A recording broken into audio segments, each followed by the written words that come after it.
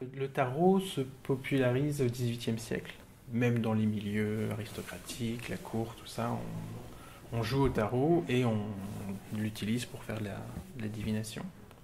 On ne sait pas grand-chose sur le Magènemont. Et donc il est né dans l'Essonne, je crois. Il va s'installer à Paris avec son frère. Et en fait, c'est avant même d'arriver à Paris, il développe un peu la pratique de la voyance.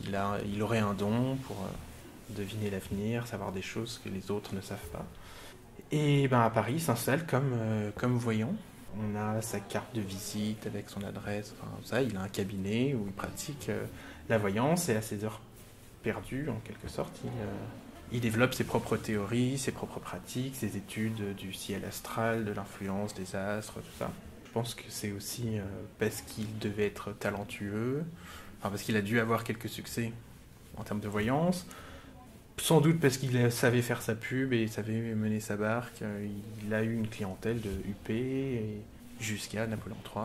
Et donc ça, c'est le grand tarot, donc il reprend le tarot classique. Et il a développé quelque chose qui se crée aussi au 19e siècle, parce que le tarot, c'est très compliqué à manipuler, à interpréter. Et en fait, c'est la combinaison des cartes qui donne du sens, et donc il faut apprendre à retenir toutes les différentes combinaisons, en plus de l'inspiration surnaturelle. Et au 19e siècle, donc, on développe ce qu'on appelle les oracles, qui sont des cartes plus explicites. Et lui, il dessine son propre tarot, il développe son propre tarot, avec un style tout à fait personnel. Et donc la carte de l'union, la carte du despotisme, la carte de l'accident, la carte de l'héritage, avec ses dessins. Alors, j'ai une affection toute particulière pour la carte de la trahison. Ce chat m'obsède avec son regard à la fois inquiet et fourbe. Donc sur son oracle, donc le Magènemont meurt, je ne sais plus, en 1881, quelque chose comme ça. Dans les années 60, Marcel Bellin, le voyant star des années 60-70 à Paris, récupère ce jeu, ces deux jeux, et les archives plus généralement du Magènemont.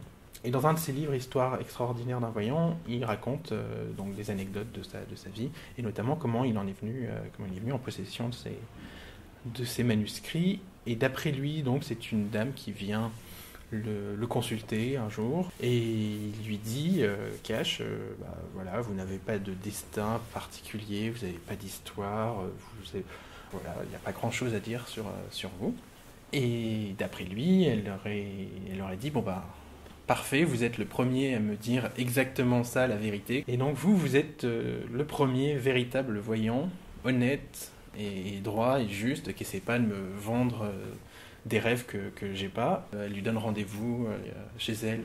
Je dois vous donner des papiers qui viennent d'un de vos collègues du 19e siècle, et voilà. Et quand il arrive chez elle, elle lui présente ça, et c'est les archives du Magènemont. Ça, c'est sa version. Et on sait qu'il a tendance à enjoliver et créer sa propre légende aussi. Voilà, il se l'approprie et il l'utilise. Il le dit lui-même, il l'utilise parce que c'est un très bon jeu qui aide beaucoup la voyance et qui est chargé d'un véritable pouvoir. Notamment pour les cas difficiles. Ça a l'air d'être l'arme absolue. Il le réédite en l'adaptant un petit peu. Il utilise lui-même ces copies-là qu'il appelle le tarot Bellin, l'oracle Bellin, le tarot Bellin. Bellin décide de faire don au Musée national des arts et traditions populaires de son matériel, de son cabinet de voyance. Il avait 2 cabinets de voyance, rue Fontaine. Un pour, je dirais, le tout venant, et l'autre pour des visiteurs un peu plus VIP qui veulent pas être dans la salle d'attente au milieu de tout le monde. Et c'est pas forcément très bien, quand on est quelqu'un d'important, d'aller voir un voyant en 1970. Il a eu une clientèle vraiment énorme, et des véritables succès de voyance, en prédisant la mort de Kennedy, en prédisant le lancement du satellite Sputnik, la guerre des 6 jours, enfin voilà, des tas de trucs comme ça. Et donc voilà, il a donné au musée tout ça, et dans le lot, il a donné les 2 jeux d'Edmond et les archives manuscrites du Magènemont.